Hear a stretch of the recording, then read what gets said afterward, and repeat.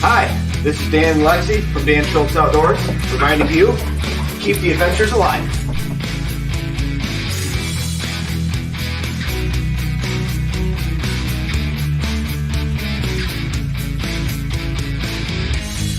Hey y'all, I'm Johnny. And I'm Colleen. And we're the Keel Quest. And we want you to keep the adventures alive. Cheers!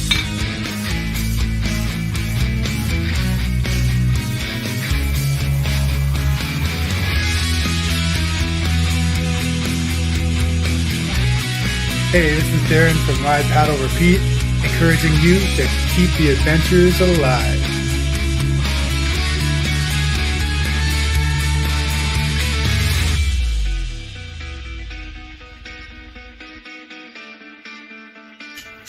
This is David from Beachley Ironworks saying keep the adventures alive.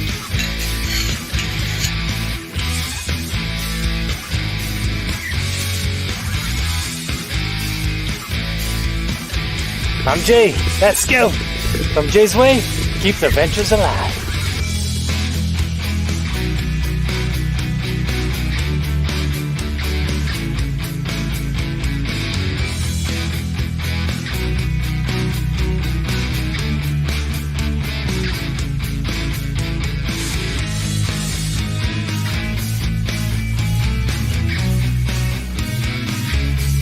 Hi, I'm Kevin Collin, the Happy Camper. Remember, keep the adventures alive.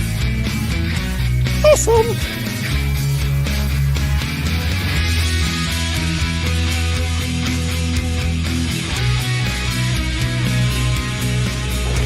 Woo, buddy! Shug here! Keep the adventures alive. I am.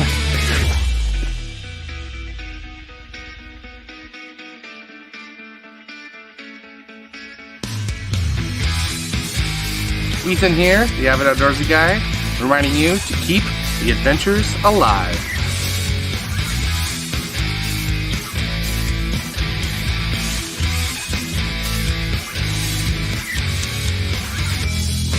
We're John and Aaron. Keep the adventures alive.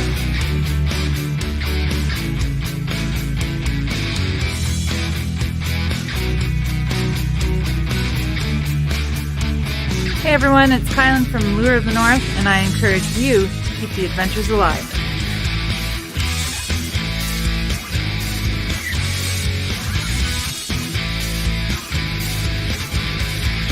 This is Sky North telling you, keep the adventures alive. And now on with the show.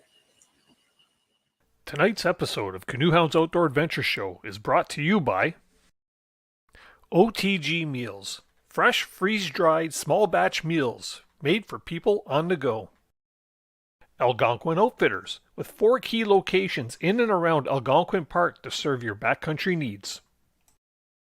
Kid Products, stick stoves and reflector ovens proudly made in Canada. And Novacraft Canoes, connecting you with nature in Canadian-made canoes since 1970. Well, hello and happy Tuesday evening, everybody, and welcome back to another episode of CANOEHOUND'S Outdoor Adventures Show. My name is Dennis, also known as CanoeHound, and if this is your first time tuning in, thanks again for joining, or thank you for joining us. Hopefully we can make you a believer and make you hit that subscribe button, maybe smash that thumbs up button. Great time to start would be right about now. You know what? Before we get on with tonight's topic, as usual, while the chat over there fills up, I just have a few announcements to make and a few thank yous and things of that sort. To start with, for anybody who may have missed last week's show, we featured Will Collins from Buffalo Roamer Podcast. Very interesting fella. I met him at Canoecopia this year, watched one of his presentations, which I found to be very intriguing because he actually paddled the Mississippi River in 103 days from source to sea.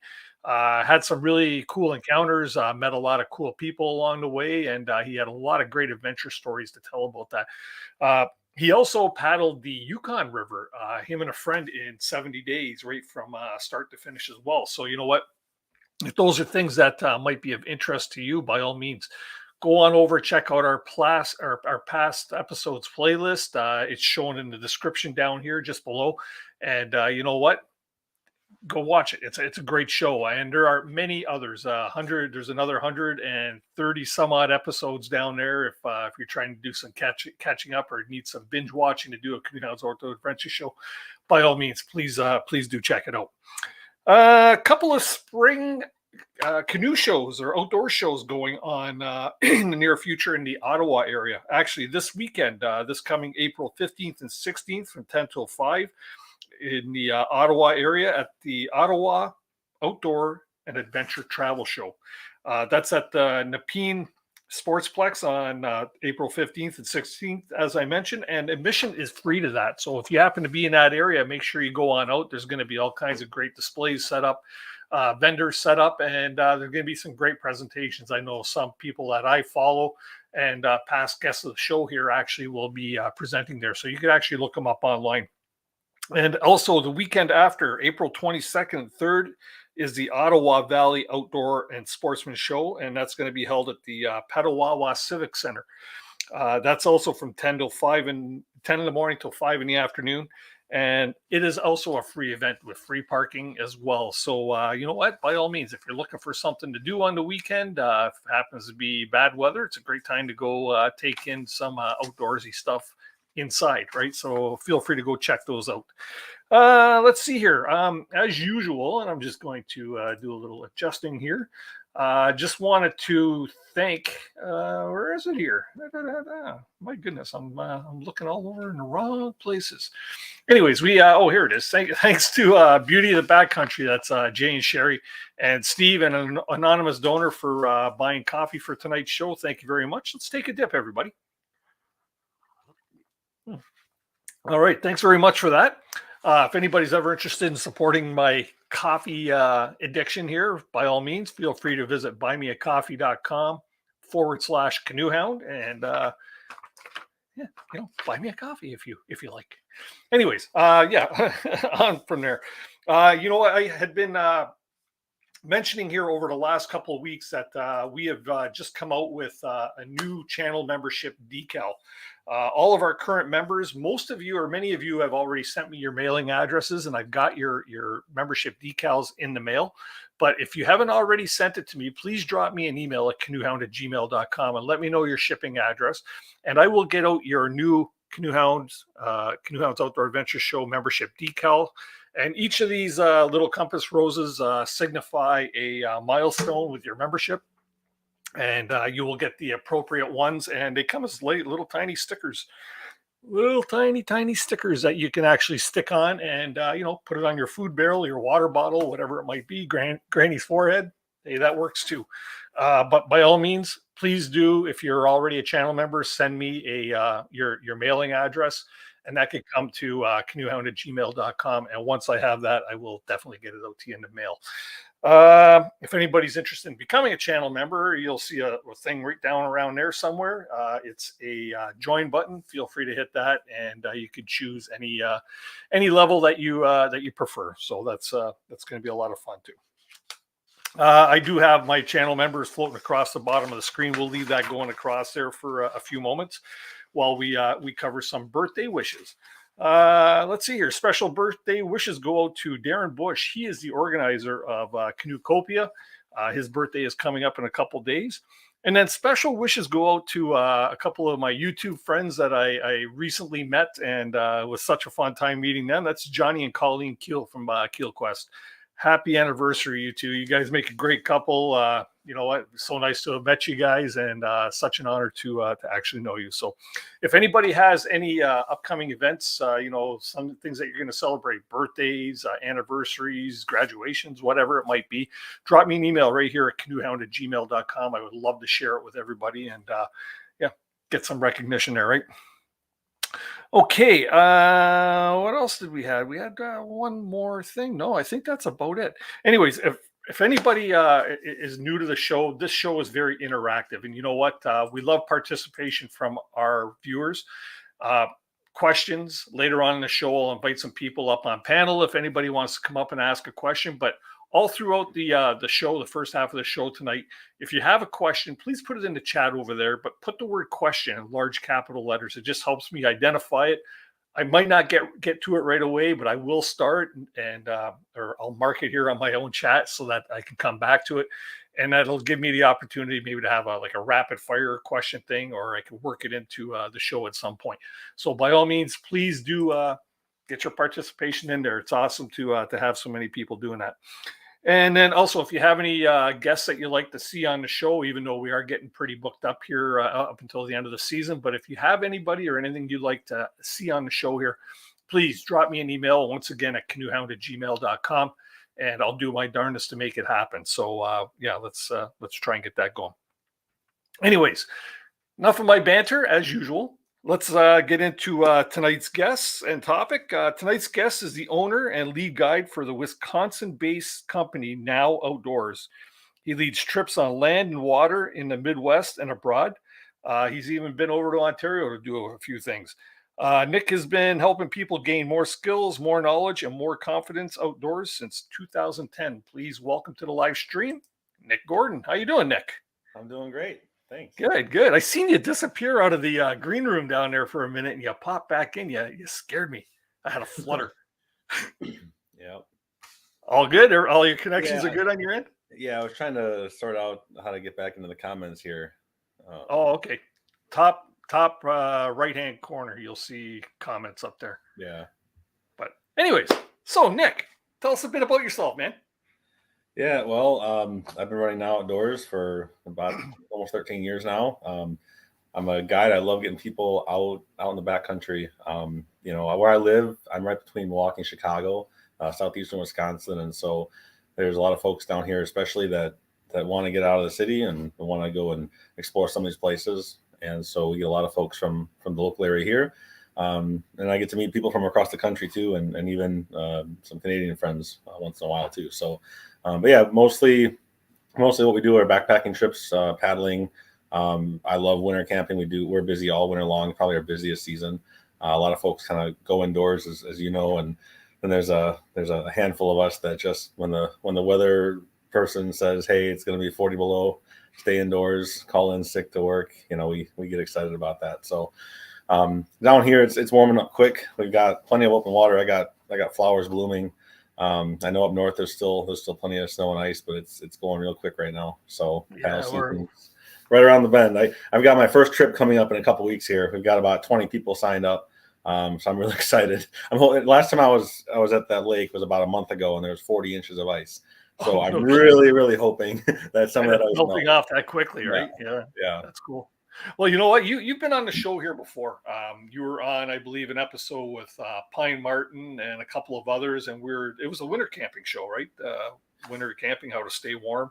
Yeah, that was interesting, but we never really got into Nick Gordon and Now Outdoors, right? And so today's that opportunity. I said I'd have you back on, and I'm glad you were able to oblige finally. So that's cool. So. What got you into this as a young little Nick running around there? What was your first experiences that you remember with the outdoors, and why you took on such a passion that you want to share it with people now? Oh boy, if you want to go back that far, yeah. Yeah. So yeah, once upon a time, little Nick was running around the woods up north, northern Wisconsin. My grandmother has a cabin up north that, as a kid, I spent most of my summers up there. I learned how to paddle a canoe, chop firewood, burn firewood, deal with ticks and bugs and catch fish and all that good stuff. But I spent a lot of time as a kid up there. I was also really into natural science. I did every kind of bug camp, zoo camp growing up. I did scouting as well. I was really active in scouting for a long time. So, I was pretty active outdoors as a kid. And I think most adults who are really active in the outdoors also had at least one or two significant, probably positive experiences outdoors as a kid.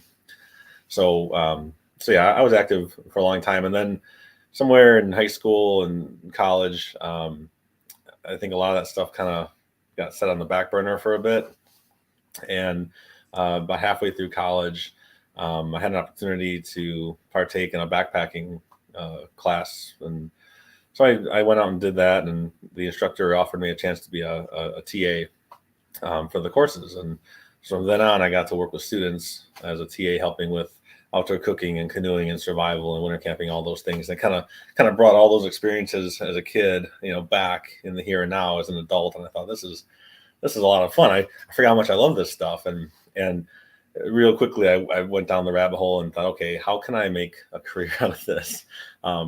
It's tough. But I got a lot of experience working with college students, and I actually found an outdoors. I was still in college when I started. Right now, I now teach those courses. The man that was teaching at the time, he retired. He was in his mid 70s and passed the torch to me, so I get to carry on some of those courses myself.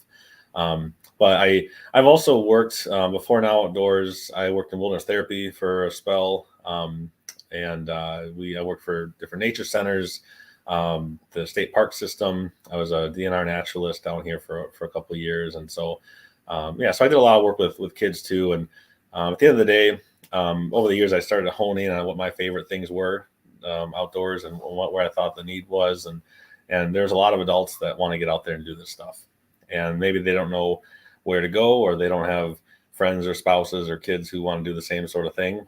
And so I started to find ways of kind of finding the outdoor community of people that were sort of lost and trying to figure out, how to get out there and do these things. So I started a meetup group initially for advertising. This is years after I founded Now Outdoors. I think 2015, I started a meetup group as a way to sort of advertise my programs.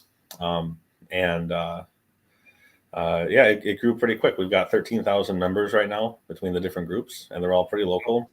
But it was a way, so I was still working at the state parks, and the state park was basically saying, hey, we want you to do all the things that you do, but do it for us, do it for the park. We'll give you this platform. You can do your bonfires, you can do your workshops on backpacking, survival skills, etc. And so I had this bit of a pedestal on this platform to work on. So I was advertising in the middle of Milwaukee, the state's only urban state park. So we get 1,000 people a day coming through there, and so the meetup group grew, and then the website came a little bit later. But I already had a pretty strong following, and so we kind of started there, and it really took off. I think 2017 was our first international trip. We started doing trips to Nepal. We run trips kind of all over the place now, but yeah, it really took off about 2017 with that stuff, and it's been full time ever since. So that's pretty cool. So, but now with Now Outdoors, what year did it actually start? You said 2010. 2010, right? And you've seen some pretty significant growth since that time, I'd imagine. Yeah, when I started my first website, I was making hammock camping stuff that you couldn't buy in the stores. In fact, hammock camping was really something that helped me kind of get back outdoors to begin with. I honestly think I had this discussion last week with someone. If I didn't discover hammock camping, I don't know if any of this would have happened. It was an interesting time, 2009, 2010. But my first website, I was doing a couple guided trips, maybe just a handful a year. But a big part of what I was doing was actually making hammock suspensions and sewing together little things here and there. And I, since put that stuff behind me, I used to do a lot of wild edible workshops and classes. I even helped to organize a wild food gathering, a pretty large one here in Wisconsin some years ago. A lot of that stuff over the years has kind of been, kind of pushed aside as we've been focusing more on our trips and expeditions and education. So that's pretty cool. So you've really taken something that you had as a childhood passion and blown it into a business. Is it your full-time livelihood? Yeah. I do teach at UW Milwaukee. I do a couple of classes in the spring and fall semester. Right now I'm teaching canoeing, backpacking, and a survival course. But it's definitely Now Outdoors has been my full-time gig for I think since about 2016. When I left my last regular day job. Right. So okay. Yeah. Can't say your day job because this is your day job. Right? Yeah. I post photos of my weekend trips, and on the weekends I'm always gone. I do miss some birthdays, and I miss weddings, and I miss things like that. But during the week, it's just as busy. I mean, the week is when you unpack from your last trip and prep meals for the next trip and repair the gear and sort out, things coming up 6 months from now. It's a very, very busy kind of job, but it's all part of it. Yeah. So let's learn a little bit more about Now Outdoors. Like you have a lot of credentials and certifications and a lot of field expertise out there. Let's go over some of the things that you're accredited for as far as showing your credibility for what you actually do out there with Now Outdoors. Yeah, running a guide company, it's really, you gotta love people, and there's a lot of hospitality, involved, and just you need to make sure that your trip goers are safe and everybody's feeling safe and confident, and that you are confident in your abilities to take people out where you want to take them out. So over the years, I've worked to maintain certifications, get new certifications as needed, and just try to stay fresh on those. So years ago, I got my first wilderness first aid sometime, right around the time I first started Now Outdoors. And then since then, I've gotten my wilderness first responder, EMT. I'm a nationally registered EMT. And I also teach for the Solo School of Wilderness Medicine. I started teaching wilderness first aid through ECSI. And in 2017, I became affiliated with the Solo School based out of Conway, New Hampshire. And a part of that is when you get a certification in something, over the years, if you don't use that knowledge, or those skills, they can get really rusty really quick. Mm-hmm. So by maintaining my EMT and by offering courses teaching wilderness first aid, first responder, it helps me to stay fresh on those things all the time.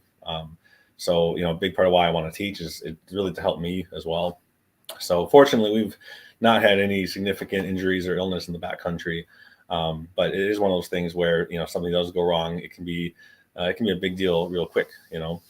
So so I just finished recertifying my National Registry EMT just a few weeks ago, and I've got a wilderness first aid class actually coming up this weekend. I seen that on your website. And just so everybody knows too, you know what, on May 2nd, you might want to put, I believe it's May 2nd, the first Tuesday in May, is actually, we're doing a show on wilderness first aid. So just to bring up the importance of having that knowledge base, or even basic first aid, but to take it the steps further to get into wilderness first aid training is pretty important, especially for anybody that does a lot of backcountry exploration. Would you agree with that? Oh yeah. Urban first aid is very different from wilderness first aid. Urban first aid, what they're teaching you is how to stop major bleeding, how to do basic CPR, and how to call 911, right? It's stop the bleed and call 911.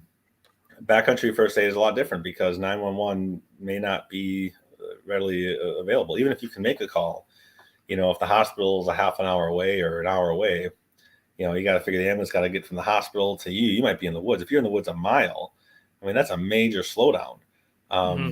And depending on what's going on with the injury or the illness, I mean, you need to be able to do a little bit more. And so backcountry medicine focuses on helping to really stabilize your patient. And more advanced first aid focuses on long-term patient care. Maybe you've got someone with a broken wrist in the Boundary Waters, or they've got some other nasty injury that maybe a flight evac isn't really practical, but it's still a substantial enough injury where they can't do the work that they need to do on their own. And so we cover a lot of different things. The typical wilderness first aid class is about 16 hours. And no matter who's teaching wilderness first aid, that's usually how long that course runs, whether it's through Solo or NOLS or any of these other organizations out there. It's usually a weekend course. And I'd recommend it for anybody that spends a lot of time in the woods. The more advanced course, the wilderness first responder, is about 80 hours. And the folks that take that sort of a course are usually outdoor professionals, or they might be guides, search and rescue, scout leaders sometimes, and wilderness therapy. We have to be trained in that. So in a lot of cases too, the employer will pay for those types of trainings.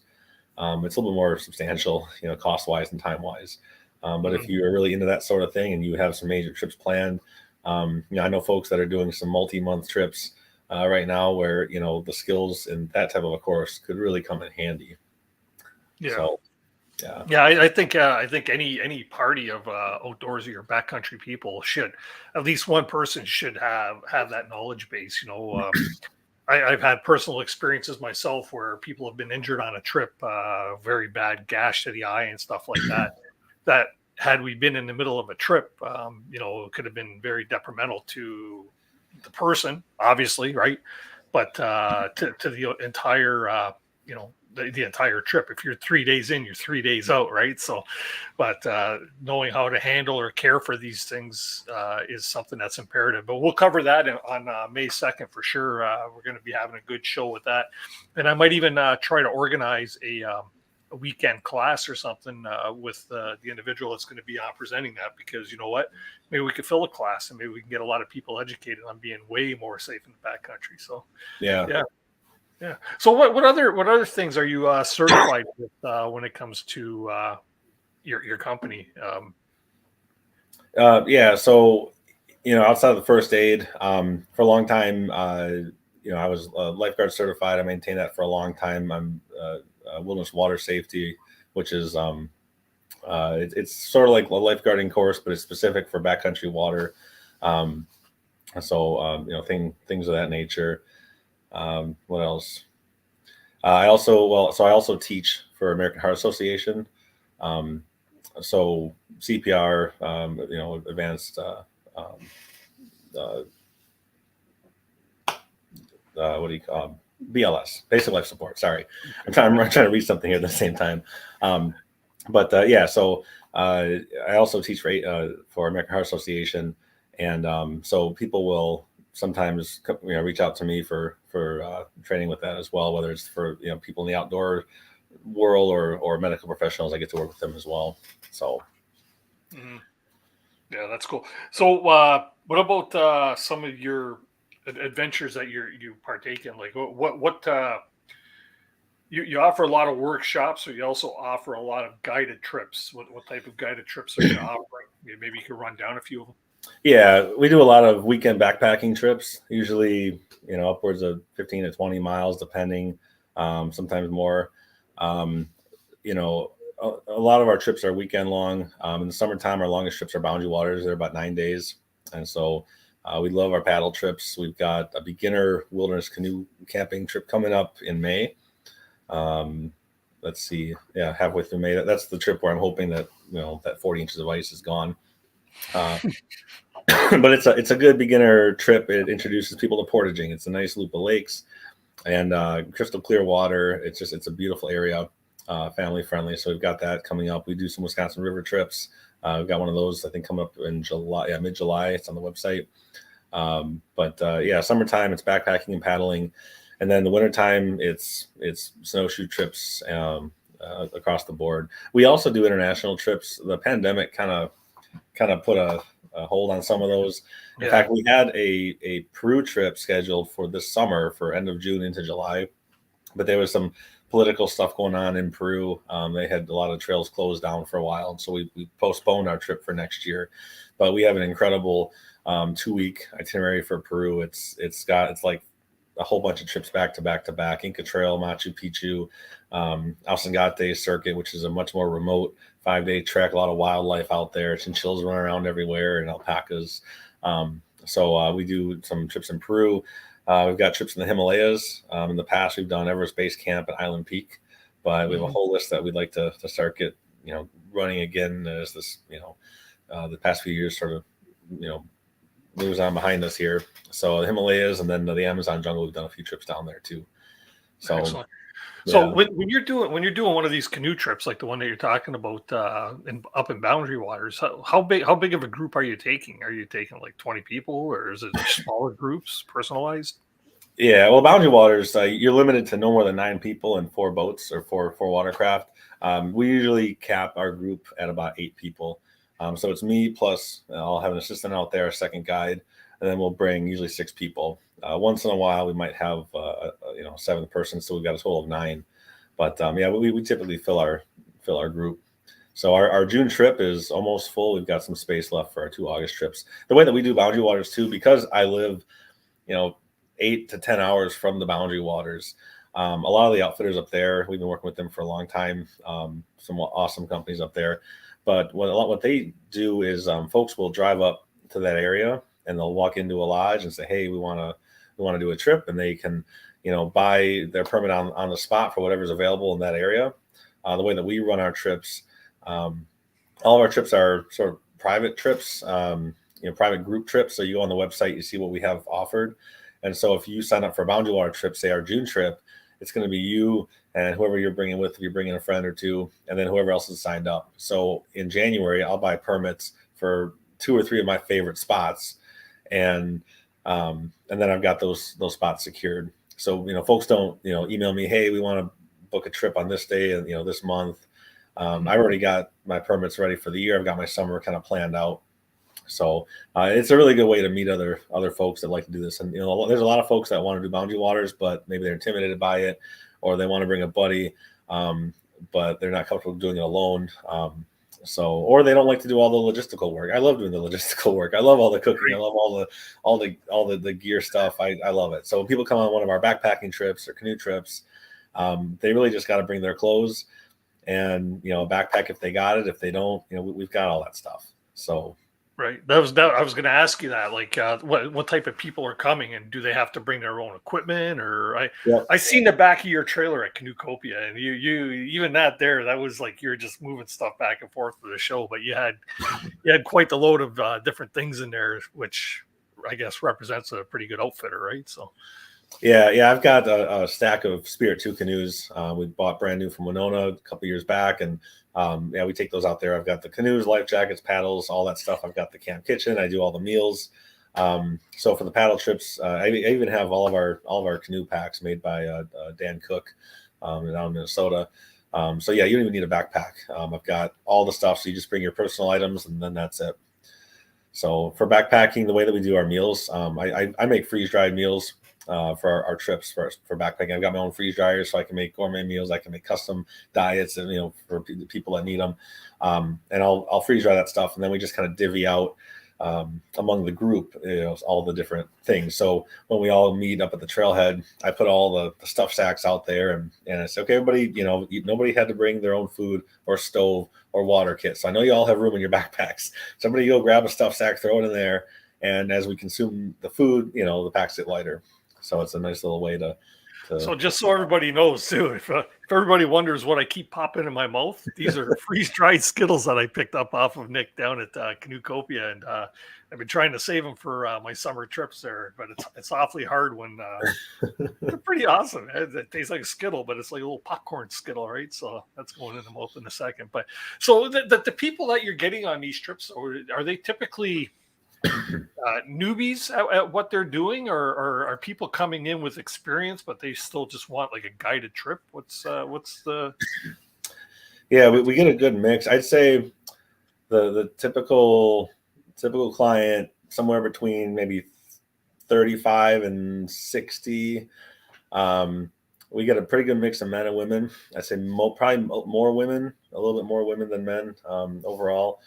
And depending on the trip, we get some that are brand new first timers. We get beginner backpackers that are borrowing, their brother's boots and their dad's old army pack and whatever.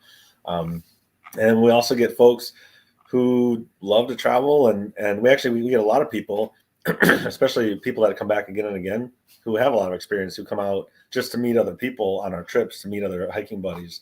One of the big draws that we've heard from clients that have been on 5, 6, 10, 15 trips of ours is they come back because the people that they meet are just awesome.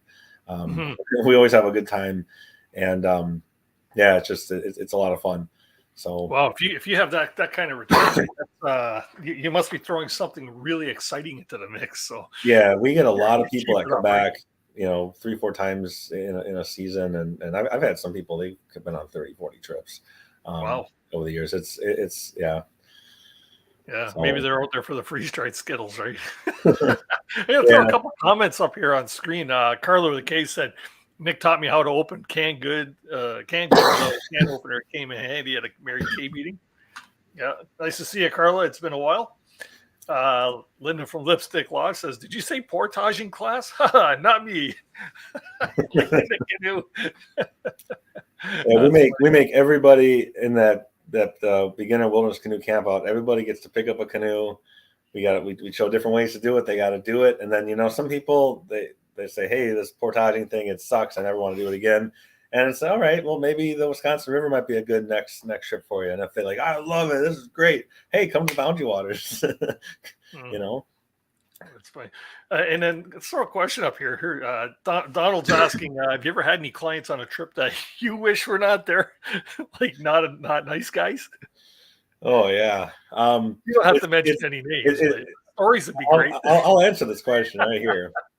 I have to say, in all the years and the thousands of people I've taken out to the woods, there's probably less than 5 instances where we've had someone that's like, yeah, I don't know if I want them coming back. It's really, really rare. One of the things that I've noticed is the people that come on our trips, they're not there with the same attitude that somebody goes out on a vacation might have. The people that come on our trips really are there to learn and kind of get into it and be part of this whole process. So we call ourselves, an expedition company. An expedition is a word that's kind of been pulled and stretched in a lot of ways over the years. And when I use that term expedition, what I mean is that we support each other. We're out there with all the equipment that we need. We're working together as a team. It's not me, doing all the work for everybody. Everybody gets to participate and gain skills and confidence out there so that they can do the stuff on their own too. We really want to show people how to get out there and do these things and have access to the woods in different ways. Whether you're a hunter or fisherman, or you want to get into hiking, or want to take the kids out for the first time and you're not sure how, because if the kids have a bad time, they're never going to want to go back again, right? So we really try to get people out there and help them gain that confidence. And so people on our trips are really there with a good attitude, and they're ready to go. We did have someone that within the past 3 years, I'll say, that wasn't so thrilled. And I think what they were expecting, when you come on a trip with me to, say, Everest Base Camp or down in Peru, right? When I'm in the mountains, right? We don't have mountains in Wisconsin. I'm not a mountain, it's not my backyard. My backyard is forest, right? So when I'm in the mountains, we have porters that carry the bulk of our gear, and that's just how we do our trips out there. And we had somebody that came on a trip who really, didn't want to carry anything that wasn't his own backpack. He wasn't going to carry a boat. He wasn't going to help with any of the camp chores. He wasn't going to. He also didn't care for the landscape. He just complained about the rocks and the birds, and I'd never seen anything like it. But I think in that case, there were just some expectations that were maybe a little off. But things like that are so rare that it's really hard to remember, when those things happen. So never had anybody that said, like, pull the plug, I want out of here. No. That's good. Yeah. Sometimes, we've had people that have had to leave early because of maybe someone had a really bad case of poison ivy once that, not from our trip, but from a previous issue that came out, and it was just their feet were getting all torn up, and so they had to leave early. Stuff like that happens sometimes. And we try to help people out if someone's pack is too heavy. We try to address it before we start hiking at the beginning, and kind of go through. I'll weigh everybody's backpack with a scale, and we'll see if anybody's pack is over a certain amount. We say, okay, what do you think is the heaviest thing in there? Let's see if we can knock a few pounds out. So yeah. That's I wish my guys would do that with me. I always have the heaviest pack. I don't know why. It's maybe because I'm a gearhead, but over the years I've got all the ultralight stuff. I've got like every ultralight piece of gear, but I always have the heaviest backpack. I don't get to use the ultralight gear. Yeah. I've got. So logistically, you've been planning bigger trips like this for a number of years, so it's probably second nature to you. But logistically, like, what is the process of trying to plan for, like, a party of 8 people going backpacking or camping, or whichever it might be, canoeing or backpacking?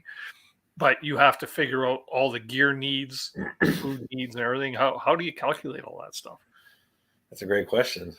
Yeah, I hope we get a good answer. No. Just throw it all together and cross my fingers. No, over the years, I've got a lot of different locations that I like to hike. Right now, I'm kind of focused on one particular section of the trail I'm using for a while, and maybe this summer or next summer, maybe I'll kind of leave that behind and go to another section. But I pick out my areas very specifically. If it's a beginner-friendly backpacking trip, I want to make sure that there's water refill, every mile or so, mile and a half, that there's some sort of water source. I want to make sure there's a lot of water on the trail. Maybe there's a lot of dirt roads that cross the trail. If I had a big group out I think it was last year, we had like 27 people out. And we had cars parked in, different places in case something went wrong or somebody had to take off, so I think about those sorts of things. And I look at the terrain. Let's say that it's a beginner trip. It's a Friday through Sunday, and Saturday is thunderstorms all day long. I think we've canceled maybe 2 trips in 13 years because of weather. If it's bad weather, I think it's a great time to get out there and learn how to be in it. It helps to have the right gear. And so I try to really make sure folks have what they need. I've got, the Tundra tarps, and I've got, stuff to help support the group as well. But maybe if it's going to be all day rain on Saturday, that we modify our hike. So instead of hiking 20 miles, maybe we're going to hike 13 miles. So Saturday's going to be a really short day, so with the location, I kind of play around with what the weather looks like, what the group looks like. If the group is really into it and super fast and they're flying down the trail, maybe we add a few extra miles. And then as far as everything else, I used to have people bring their own food and do their own water. And we had this situation where I had a lot of people coming out that weren't really eating right on the trail. By eating right, I mean, they were eating, but Ritz crackers is not something that I think you should be sustaining yourself on for a 3-day backpacking trip. Or a cup of noodles. Yeah. When imagine 18 people getting out 18 stoves and 18 meals. You got all this weight and feel all this stuff, and I love to cook, and I love planning food, and I love I love that whole part of camping. And a lot of people over the years they've told me that it's the most frustrating part of planning. So I thought, well, you know what, I can probably make better food for cheaper than what they're going to spend on food, and it's just less weight to carry, especially for a beginner trip. So if anybody wants to do their own food on a trip, that's totally fine. They just have to let me know so I can adjust our head count for the meals that I'm prepping. So people can still do that. And then I took over, well, not really take over, but I provide the water too. I usually carry a Guardian filter. So, for paddling or for hiking, like for on the go refills, I've got something that's super, quick and easy and doesn't clog up and doesn't have any issues. And then in camp, we do the gravity bags that a lot of people use. So I actually had a situation, my last Amazon trip.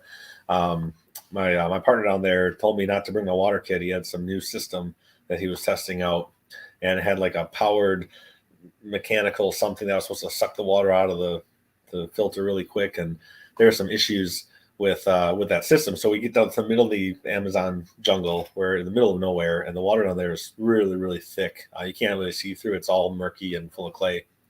And he had a broken seal on one of the drum bags. And he was having some trouble with this pump thing. So I did bring my water kit, because I would never, ever go anywhere without a water kit. And I set a couple ladies out in this lake to start pumping water. They had about 6.5 gallons done before he had his first half gallon. So, wow. So I things like water, you have to make sure you've got good water. So people will usually bring their own filter too, but I've got water covered for the group just to make life easy and save fuel. So important. What's the water system you're using there? That sounds really interesting, because I got the Catadine and I've got the MSRs and stuff like that. Yeah. And they just take forever to pump. Eh? Yeah, I moved away from pump filters for a while. I finally bit the bullet and got a couple of Guardian filters.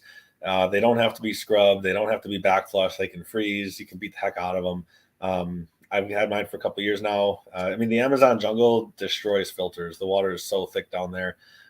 We were pumping this thing. And you don't have to do anything to it. They're self-cleaning. Every time you go to pump, it has 2 hoses. So one hose puts clean water into your bottle. The other hose flushes out all the gunk in the filter. So they cost a good chunk of money. I think they're like $360. But they're just a no-nonsense pump that work really well. And then in camp, I just wrote it down. I'm just going to scratch it back off. Yeah, just scratch it off. Yeah. So, but my go-to gravity filter I've been using for years, the MSR, the little cartridges that you plug into a couple pieces of hose. I use the MSR drum bags. They're like a black Kevlar, I think. Real tough. And they have lightweight ones too now. But I use the 10-liter bags. So on a typical trip, we'll have 2 or 3 of those sometimes, depending on how big the group is. So 20 to 30 liters of water at the ready with filters. And then I use I'll put little valves on the end of the hose. Right now I'm using bite valves from Camelbacks that have a little on-off switch. so we can kind of turn the faucet on or off from the hoses. But that also lets us camp away from the water if we need to. If the water might be a quarter mile away, we can hump in 20 liters and we're good to go. Cool. So that's cool. Well, you know what? Share a lot more tips like that because everybody in the chat really likes these type of tips for sure. So let's run down a typical day, say for instance on a canoe trip or a hiking trip. Wake up in the morning, breakfast. Yeah, canoe trip. We'll wake up in the morning and get breakfast going right away. I personally, I'm kind of like a hot breakfast guy. Depending on our day, especially backpacking trips, depending on what we have ahead of us and the weather, we might do a cold breakfast versus hot. But hot breakfast might be your typical sausage and eggs and peppers and onions, tortilla style. So I like to mix it up. One of the benefits to the way that I do meals for our trips is I can have a nice big variety. So I like to mix it up every morning. But we'll have breakfast, we'll pack up camp, and we'll get on the water. And some people, and especially the Boundary Waters, I read about people's posts online. They're getting on the water by 6 a.m. The sun's just coming up, and it's like glass. And that's not us. We're usually a little bit later on in the morning. It's different again when you've got a group of people. If you're by yourself with one other person, sometimes it's a little bit easier to get going early. But we'll tend to have a nice breakfast and pack up and we go. Our paddle trips are more about travel than say fishing. So people can still fish. I plan to fish this summer a lot, but our trips, roughly 45 to 50 miles. We were doing those miles in 5 days. Now we're adding a couple extra days in there to give time to relax a little bit more, or maybe explore some other areas. But we might have a 15-mile for the first day, depending on if there's a lot of sites that are full, or maybe we might have a 4-hour paddle day or an 8-hour paddle day. So it really kind of varies. But we do have a pretty good idea of where we want to be every day. So depending on how many miles, we just kind of adjust it as we go. So if the first day our plan is to go 10 miles, but we don't find a campsite, and we get another 5 or 6 miles in there, then our next day we can take our time a little bit more. So with backpacking, similar kind of thing. I try to get up early. I get a lot of coffee drinkers on my trips, and I got to tell you, of all the food and all the hydration stuff, coffee is really important. I don't drink coffee. I've got enough energy as it is, but I noticed coffee drinkers in the backcountry that they really need their coffee. So I'm a big fan of making real coffee out there. Every year I go back and forth with my team about, should we just boil water? People can have the instant coffee. I feel like it's cheating. And so, with the real stuff. Yeah. So I'll usually do cowboy coffee over a wood stove, or not the wood stove, the camp stove. Usually for backpacking trips, I use a couple MSR stoves, real packable. But a larger backpacking group might be 25 people. How much coffee can 25 people drink? Because I want to be on the trail by 9:30 in the morning or 9 in the morning. So if I'm making 2.5, 3 gallons, I'm carrying a 12-quart pot in my backpack, or maybe 2. That's a real thing. I mentioned I have all this ultralight gear, but I never get to use it. But I'll have a 12-quart and 8-quart pot back there sometimes, and that's coffee is important. So we'll do real coffee in the morning for people that want it, and then we hit the trail. Lunches are usually simple cold lunches, sausage and cheese and tortillas, or I'll do like a chicken salad wraps, and I'll use freeze dried chicken because it's a lot lighter. I'll share this one. I use freeze dried chicken, or you can use packets like full packets of chicken. And I just stop at the gas station and get a bunch of relish packets, or you get a little container of relish, sweet relish, and just mix it in with the chicken and some mayo, and just mix it up, and it's a delicious super cheap chicken salad. So instead, if you're getting tired of sausage and cheese every day, shredded chicken, relish packs in the gas station. Yep. No, hey, you know what? I'm a fan of that too. Every time I go to a hotel or a motel, I always come home with the little coffees that they leave you in there, right? I always come home with like all that extra stuff, and it goes into my camping gear down there. You know what? It's you're paying for it in a hotel, so why not utilize it, right? So. Yep. Yeah, I had a chat recently, a few weeks ago, and it comes up every now and then online on the Quetico Boundary Water forums. people start asking like, well, are you a loaf of bread kind of person? Are you a tortilla kind of person? Some people, they pack, fresh eggs on these paddle trips, and some people do the powdered eggs. I'll swing back and forth from time to time. I did a trip a few years back. I brought 15-pound bag of oranges with me, and I got a lot of hell for it. A lot of hell. But I'll tell you what, though, halfway through the week on a hot trip like that, fresh oranges taste amazing out there. I think on that trip too, we had a big jar of Nutella, which was a bit much. The full jar of honey. We packed pretty heavy on that one. But it's gotten lighter now. But I like to mix it up a little bit of fresh. Dave says GSI actually makes a 48-quart percolator. That's like carrying a 10-gallon pail on your back. Oh my gosh! Yeah, I've got a 48-quart roasting pan I use to help feed a group for one of our winter workshops. Yeah. But that's a lot of coffee. Wow. Yeah. Now you're not doing all this stuff alone, because I was on your website and I was checking through it, obviously. And you have a lot of instructors and guides that you rely on, and that I guess are employees or guides and instructors for Now Outdoors. Yeah, so we added a bunch of folks to the website. The people on there are folks that have been assisting guiding for a long time. So as of right now, all of our trips, I run all of our trips. I'm on all of them. I don't have any other guides aside from our international guides who might be running a trip without me there. So, but the folks that are on the website, they've been on so many of our trips and helped me out over the years, where we're trying to get to the point where we can have more offerings and have them out running some of these trips solo as well. It's been a long, slow process. So we do have a lot of instructors on the website. They're listed as instructors, and for our workshops, like our winter workshop in December, which is probably one of our biggest events, we'll have a dozen people out there teaching. And these folks, everybody that I'm working with, all my assistants, they're all incredibly, incredibly skilled. It's not just my neighbor's kid that likes to camp. Dawn McAtee has been helping me out for about 7 years now with just about every single trip, year round. She's been guiding for about 30 years with Girl Scouts. She has a lot of administrative background and helps me kind of run things on the backside with the website and registrations and all that stuff. I've got folks that are helping me guide trips. Scott Zimmerman is on there. Sean Krajasic is on there. They've done a ton of trips with me over the years and helped teach a lot. So, those are all the folks that, if you come on our trips, you're going to see them. And we get people that sign up for trips specifically asking, hey, who's going to be helping you on this one? Because it's sort of part of that draw. And one of the things that I'm looking forward to seeing is when we do have some guides that aren't me running these trips, I want to see how that kind of develops, where people kind of are drawn to some of their favorite guides, because I see that happening already, and it's kind of neat.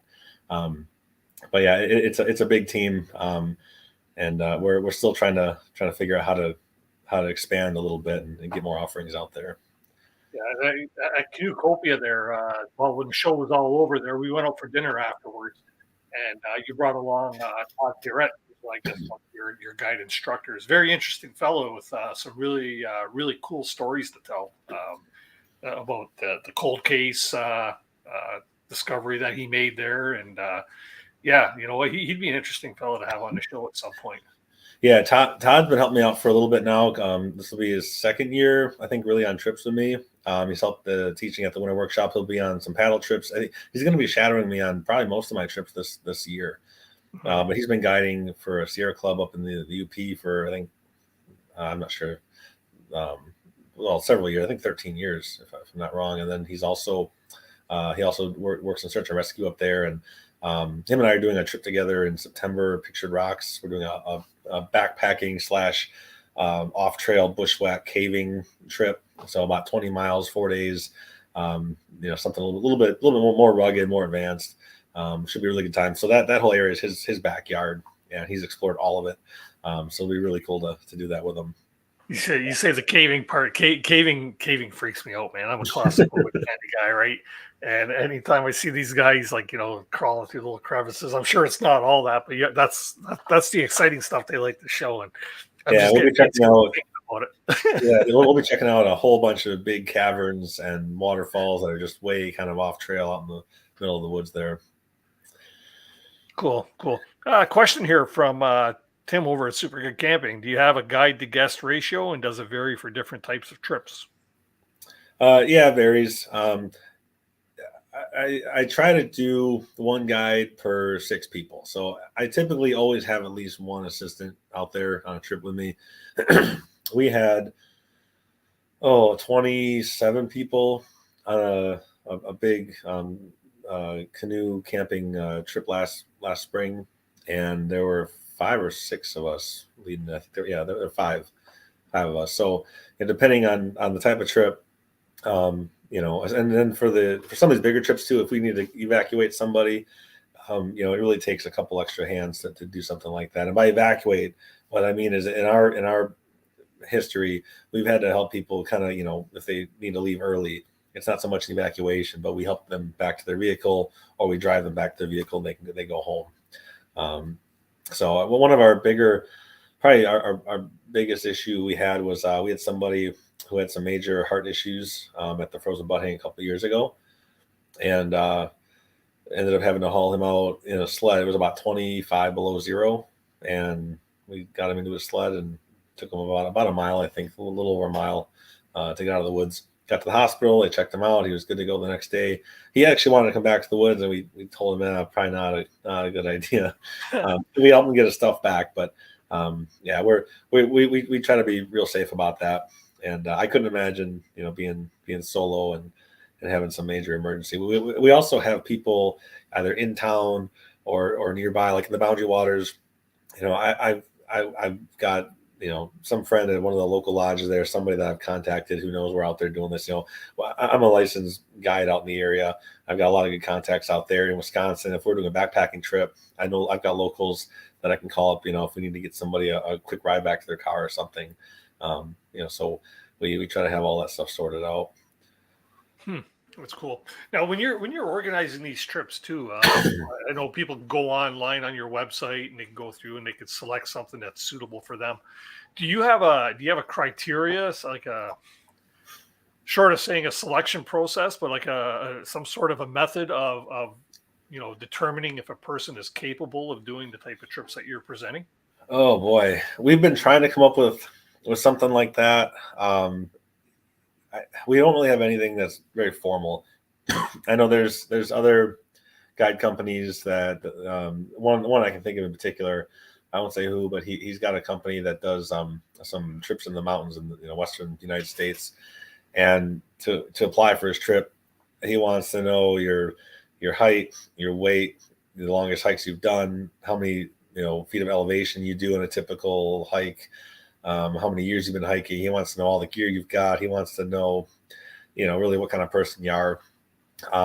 We have a lot of trips geared for folks that are, they're safe enough for someone who may not know if they can do something or not. I mean, I've had people that don't necessarily fit the what you would imagine as outdoor enthusiasts, physically and they do just fine. I mean, I'm a bigger guy myself, and I can out hike my college students and on my clients, all day if I need to. It's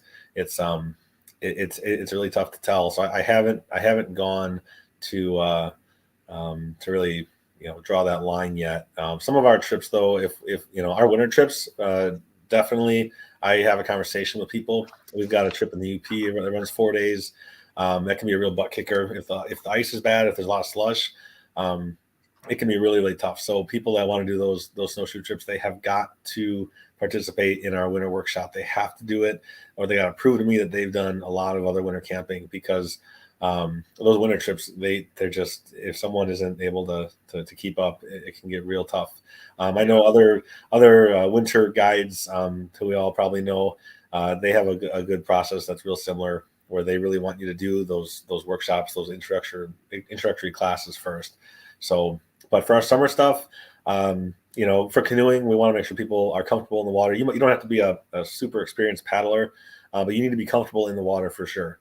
You have a life jacket, you're not gonna sink, but I don't want you to freak out if you get your foot wet.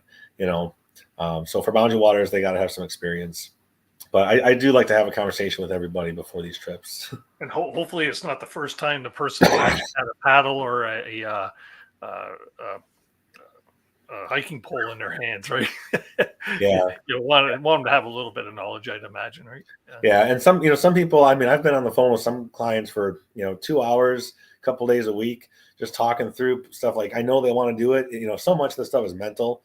When things get hard, it's your mind that can really carry you through. And if somebody really wants to do this stuff I mean, we can 99% of the time we can make it work.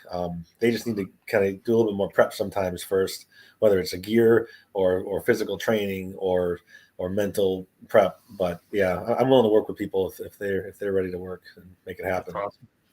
I'm gonna jump back here a few minutes in the conversation, probably about 10-15 minutes back.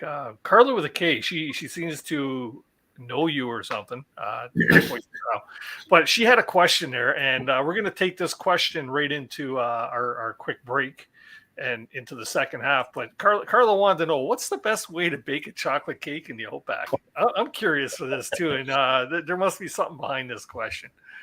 Yeah, Carla, she's probably laughing at me right now. Carla was I met her in 2015. She was one of the first people that I met through my meetup group when I was working at the state park, and I would do cooking classes out there and different things.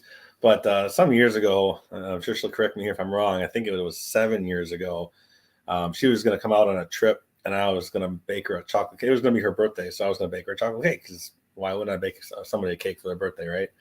Anyways, I forget what happened. The trip never happened. I don't know if she didn't make it or if I had to cancel. I don't know what happened. It never happened, and she hasn't let me forget it. So to answer the question, the best way to make a chocolate cake in the backcountry, ideally, is with a Dutch oven, and I carry aluminum Dutch ovens. I switched from stainless steel, from a cast iron a couple years back. But the just add water chocolate cake. I've done a lot of cakes out there. Use a liner, mix it up, put it in there, and for sure you can make them in cups. You can dry bake. There's lots of ways, but if you're willing to haul something a little bit substantial out there, like a Dutch oven, that's what I would do for sure. Well, there you go. Yeah. Well, you know what? We are at 8 o'clock. We're going to take a quick commercial break here so I can acknowledge my sponsors. But when we do come back, there's a great question here from Chocolate Moose that we'll bring up. And we'll try and cover that. And then we'll try and get into some of the stuff about your frozen butt hang out there for the hammock campers out there. It sounds like something that's really, really interesting. So with that being said, we will see everybody in a few short moments.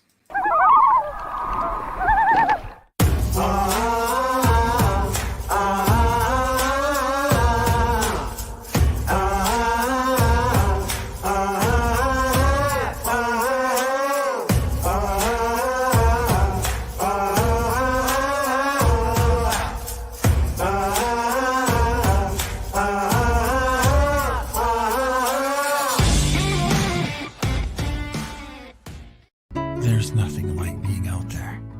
For over 50 years, we've been connecting people with nature by building classic Canadian canoe designs using the best materials available. We built a reputation on durable, dependable canoes that allow you to focus on what's important, whether that's unplugging in remote wilderness, spending quality time with your favorite people, or nailing the perfect line. Visit novacraft.com to find the perfect canoe for you and locate your nearest authorized dealer. Tonight's episode of Canoehounds Outdoor Adventure Show is brought to you by OTG Meals, fresh, freeze-dried, small batch meals made for people on the go. Algonquin Outfitters, with 4 key locations in and around Algonquin Park to serve your backcountry needs. Kid Products, stick stoves and reflector ovens proudly made in Canada. And Novacraft Canoes, connecting you with nature in Canadian-made canoes since 1970.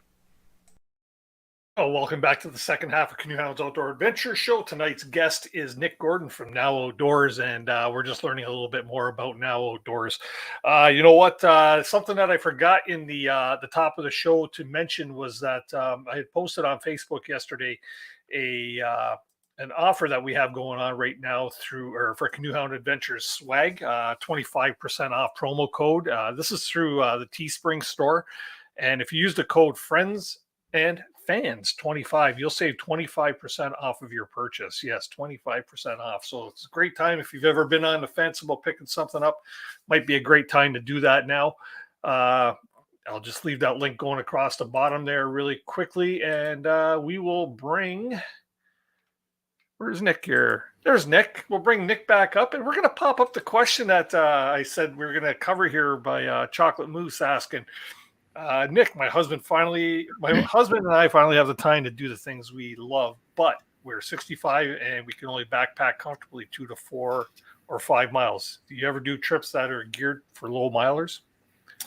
Not right now. We were working on an intro to backpacking that was years and years ago. I did a backpacking trip that was very low mile, and the goal was to get far enough from your vehicle where we could practice real wilderness skills and not do a lot of high miles, so we'd have more time to practice things out in the woods. And over the years we kind of went away with that, but there's been a lot of interest in bringing that back. So we don't have anything right now that's really low mile. Our current beginner backpacking trip, I think our longest day is 8 miles maybe for the beginner stuff. So it's not too bad. Our more advanced trips we'll start pushing 10 to 15 miles a day maybe. But yeah, that might be a great like you say, good beginner's course or something like that there. Yeah, we were going to run one this June, but it was super close to my other beginner trip, and then the guy that was going to run it, it just didn't work out in the end. So, right. But we're working on it. We did a backpacker workshop a couple of years ago that had a really great turnout, but it lacked the actual backpacking part. It was really just all skill. So we really want to try. What we're trying to do is a lot of these workshops, we're trying to get them more into get more adventure into the workshops. So instead of the classroom space, we're trying to do more of it sort of on the go. So like navigation instead of classroom space, outdoor space. We're trying to let's do navigation over a 4-day wilderness trip, or like what if we do a wilderness first aid in the boundary waters, or something like that where it's just sort of out there. So well, I have to pop this comment up here, and it's from somebody that we both know. Kim Switzer. Yeah. She's asking what the best way to make cinnamon buns. And that's not towards you. That's directed towards me because I've been promising Kim cinnamon buns made on my kid reflector oven for so many times. And she's holding me to it. And it's just a matter of getting connected. So you know what, Kim, you're going to get them one day. That's a promise. And you know what? I see that you and Brad have been making some maple syrup. That looks mighty yummy too. So maybe that'd make a nice glaze on top of the cinnamon buns. Kim, right? Oh yeah. Yeah, Kim's got one of these. I'm just reading through the comments now. I'm getting caught up, and there's been some questions about these alpaca fur hats. So Kim's got one now. I sent one up from Cornucopia.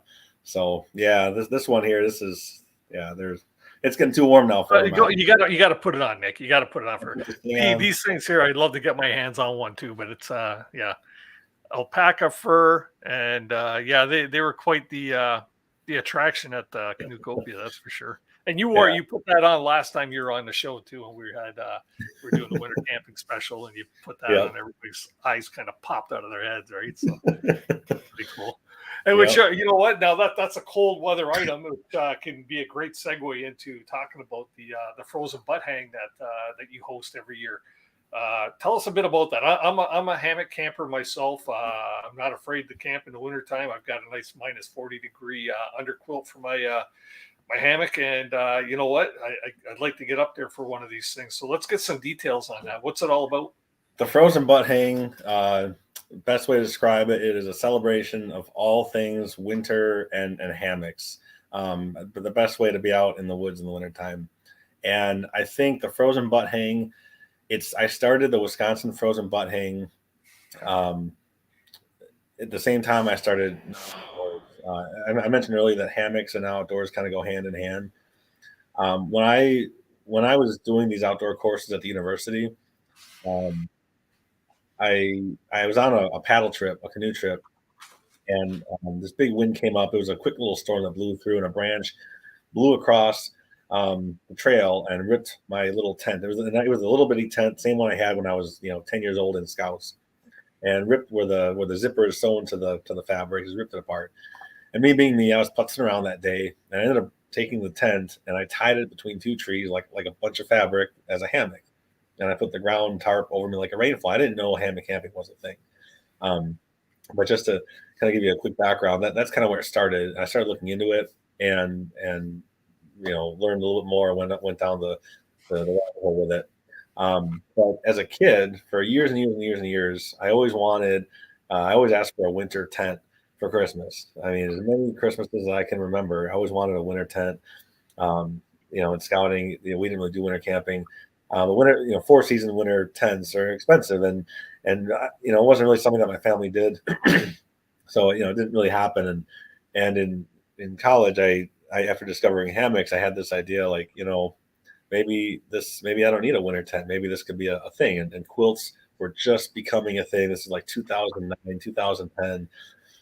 You couldn't buy this stuff at REI or Mac or any of these big box stores. I ended up getting a secondhand Hennessy hammock, I think. Yeah, a Hennessy hammock, and kind of get into it. But at the same time, Minnesota had started.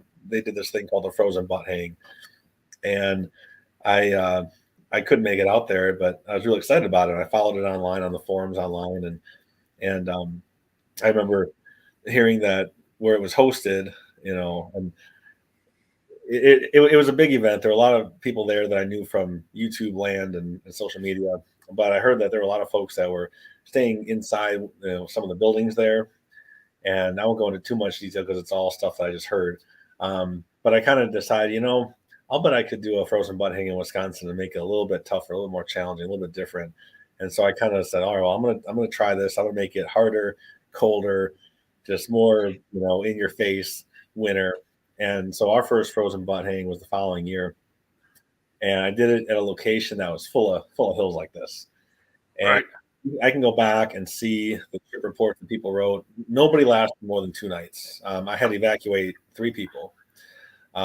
One person brought 2 sleds. They left one of their sleds on the trail halfway to camp because they got so worn out trying to get their stuff in. It was absolutely brutal. It was cold, and the trail was just these huge hills. It was brutal. There were about three people that really spent any significant amount of time out there. And over the years, we did this event every January, second weekend of January, kind of all around the state. Some places up near Hayward, Wisconsin, Waupaca, Wisconsin, Wabeno, just looking for different spots. And it was really probably the same 8 to 12 people for the first several years. And the last couple of years, we found a really nice spot. It's kind of central Wisconsin, and the following has really started to grow. And I think it's the biggest winter hammock camp out in the country. This past year, we had, I think, 60 signed up, and I think in the group photo, there's 55 faces. It's a big group. We had a lot of YouTubers that come out there now, but it's a place where we can really spread out. We're on a peninsula. People go across the lake. It's not a beginner trip, and the conversation is a little bit different out there. It's about a mile hike in. It's not too brutal, but it's one of those things where people. I know that folks aren't going to be too bothered if they can't set up right by the campfire. If they're going to be 8 minutes away down the trail over here, they're fine with that. They've got their gear. They have their stuff dialed in. It's just a different vibe. And people that really love the cold, and if you're a hammock camper and that's your style, like you sleep better in a hammock, probably in your own bed at home. So it's just a really cool way to get out there and enjoy the winter. But we've had a couple events now pushing 60 people. We had folks from, I think, 14 states, from as far as California and Texas and Florida coming out, and New York and everywhere, to some little place in the middle of Wisconsin to hang a hammock. It's really cool. And in the past, some people have stuck around too. I do a 4-day snowshoe trip in the UP right after the following weekend, and we had some folks from Colorado last time that hung out for a week to join me out there for that one afterwards. But why did I think that this is held in Michigan? It's not in Michigan. It's in Wisconsin. No. Yeah, it's in Wisconsin. Yep. Yeah, our coldest our coldest frozen butt hang was in Phillips, Wisconsin. It was about minus 41. Our warmest was about 40 degrees a couple years back. This year was pretty good, pretty mild. We did a polar plunge, and the previous year was about 30 below zero. So we're always kind of hoping, to hoping for that cold. It definitely changes things if it's 40 below. It's a little bit different. Yeah, it's a bit frosty. I've experienced 40 below before, and it's quite cold.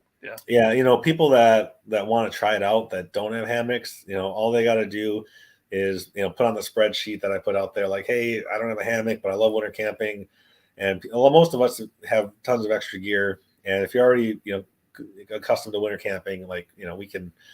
People are happy to help out. It's awesome. Sometimes we'll see a couple hot tents out there. Now we see the hammock hot tents that's been growing the last 7-8 years, and it's neat. There's food up the wazoo. Honestly, I didn't bring any food this last one. I showed up with a water bottle. People were bringing just so much stuff. Dutch ovens everywhere and sausages. Somebody brings a gas grill they hauled out there on a sled, and just whatever they can. Yeah, and that's now. What do you charge to participate in something like this? That event is free. It's always free. It was never.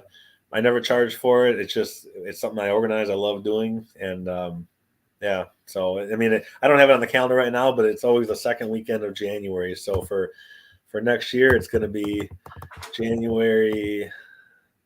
Let's see, January 12th through the 14th, 2024. So put it on the calendar. We got anybody in the chat there that's interested in going to that? Reach out to me, because I might be interested in going out to that myself. That'd be a lot of fun. You mentioned a lot of different YouTubers that come out there. Who? Yeah. So in the hammock world, if anybody that's Googled, that's searched on YouTube for hammocks, they probably found Shug's videos. Shug's been coming out the last few years. Midwest Backpacker comes out there. Miyagi and Trips on the Trail, they come out there. They do some great videos. The Marine, he's got his channel. He comes out there every year. And I'm going through the chat list here. I see Really Big Monkey 1. Yeah, and I had to do a double take. I didn't know if that's really him, but it's got to be. He's got a big YouTube channel, Bushcraft, and I know he's been on the show here before, so you should go back and check it.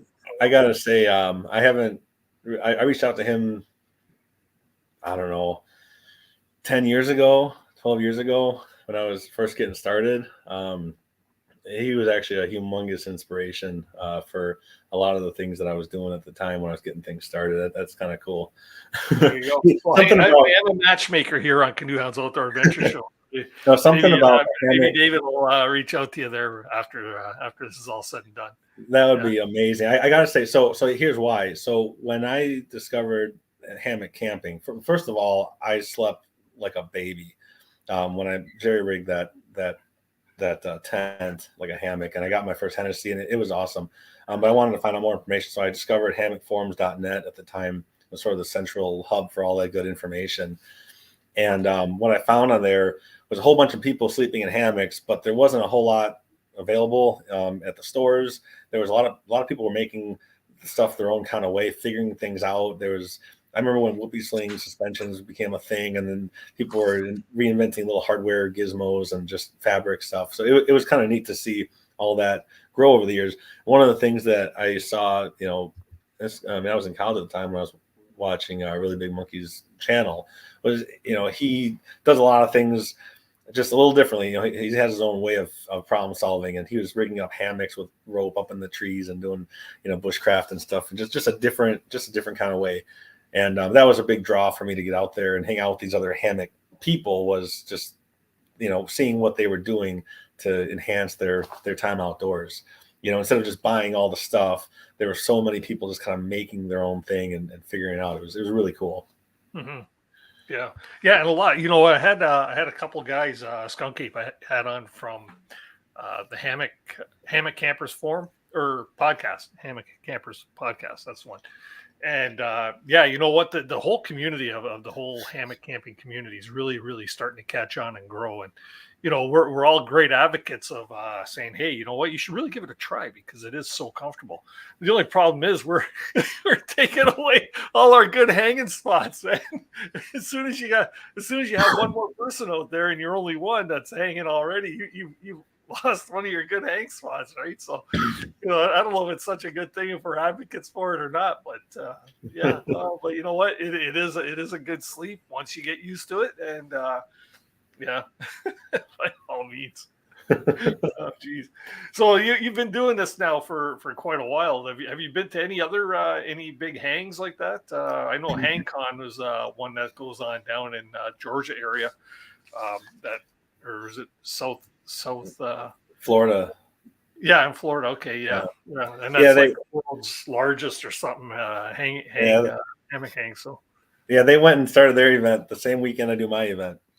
Yeah, so I get all these emails. I don't know which one to do. It's like, well, theirs is warm weather and yours is cold weather, right? But yours is for me. Yours is a lot closer than FLA, right? So yeah, I know a lot of the hammock gear makers. A good friend of mine, Danny Warnock, shout out to Superior Gear Hammocks in Minnesota. He was down there at HangCon this year. Over the years, one of the things that has come up is I get people on trips that don't have tents or backpacks, and I've got lots of backpacks, but I always had sort of a hodgepodge of different tents for people. And since I like hammocks so much, I made the decision a couple of years ago to just, you know, not get tents at all. So if you sign up for a trip and you're like, hey, I don't have a shelter, I'm going to say, hey, I got a really sweet Superior Gear hammock for you, fully outfitted, the quilts, the bug net, the whole 9 yards. So I've been doing that for a couple of years now. So Danny was at Canoeopia with his stuff set up out there, but yeah. So when you're hanging, like, tell everybody about your current hammock setup. Then, like, what's keeping you warm out there? I use quilts. You know, starting out, I had a reputation for not having necessarily the right gear. I think I winter camped in a hammock for 4 years. It was my fourth winter when I got my first quilt. So for 4 winters, I was using a 15-degree sleeping bag. So, you know, maybe it was 30 below. I might have 5 layers of clothes on. I only had a 15-degree bag. In fact, I got my first legitimate 0-degree or better sleeping bag just 2 years ago. I think it was 2 years ago.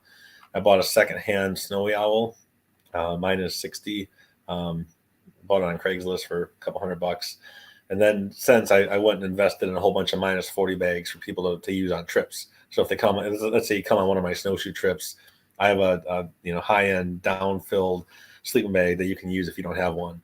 A lot of people were emailing me that, hey, we want to do your trip, but we can't afford to spend $1,000 on a sleeping bag to do your trip. So now I've got all that stuff for them too. But I got away with a lot in the hammocks, just making it work with lots of layers. And once I got quilts, it was a game changer. Right? My hammock gear was my first underquilt. I still use my hammock gear underquilt. For the frozen butt hang, I'll usually stack quilts. So I'm usually in a 30-degree, which is a summer, 3-season Superior Gear hammock. And then I'll stack my hammock gear quilt underneath, and I'll throw a sleeping bag on top. But I don't think my system is anything super fancy or custom. I've got at least 20, 25 hammocks. I've got so much stuff. I thought I was a gearhead, right? Yeah. Well, how many canoes do you have? Your business is not part of my business, right? So, well, it is, but it isn't. Yeah. So, once in a while, if I need to make a change, my last Amazon Jungle Expedition, I was going to go down there with a Hennessy Hex Rainfly, which is just a typical hammock rainfly, nothing big, no doors on the ends or anything. And I bought that secondhand in 2009, and it's got a bunch of little holes in it and stuff, but it's good enough. And then I thought, it's the Amazon jungle. It rains a lot. Okay. So the week I was going to fly out, I got a War Bonnet, Superfly tarp, and really happy because we got a ton of rain on that trip. But so it takes a little bit for me to buy stuff for myself. I feel like I can buy things for my trip goers, no problem. Like, I'm going to buy this, get some of those, buy some of these, no problem. But for my own stuff, I'm like, well, I'm probably okay for another season or two. Like, I have a couple holes, but they still stay on my foot. So Yeah, you mentioned the Hennessy hammock and the Hennessy hex fly. That's my setup right there. The Hennessy Explorer side zip, and I had the bottom tree. Yeah, I've been using that setup now for probably 12 years, maybe 12 or 14 years. Have you ever had to reseal the seams on your hammock? No. Have you ever had to throw your hammock in the washing machine or wash it? No. Have you ever?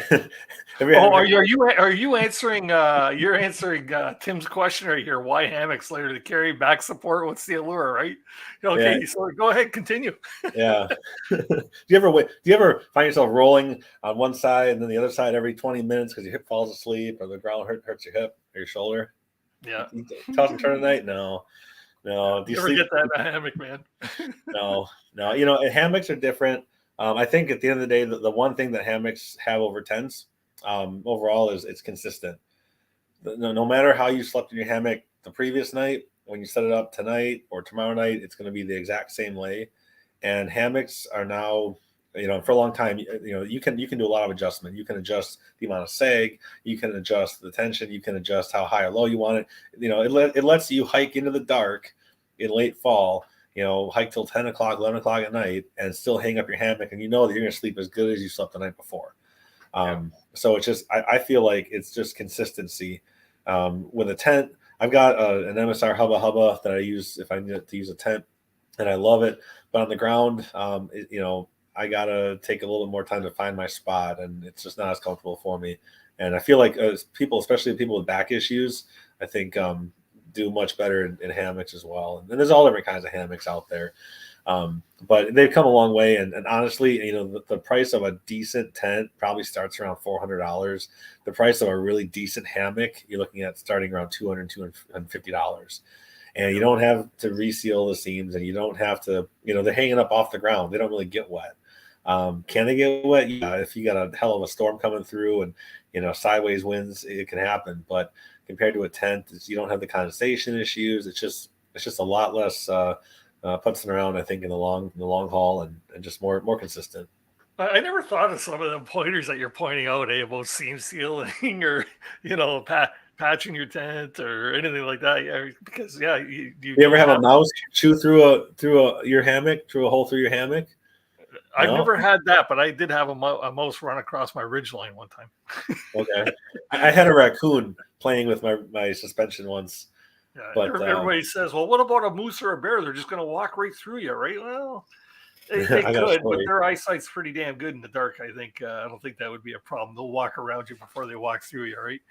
Unless you're my buddy Dan, who actually had a bear rip open the end of his hammock. Oh, boy. Yeah, and it's scary.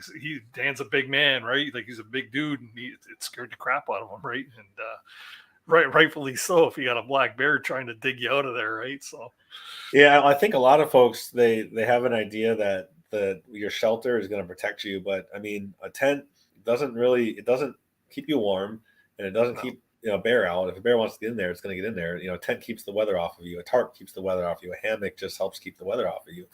So, if I'm in a hammock, I think I can probably get out of it faster than, I can look out next to me and see what's coming. I feel like more easily than if I'm in a tent hearing, some in the springtime, hearing the toads crawling on the ground.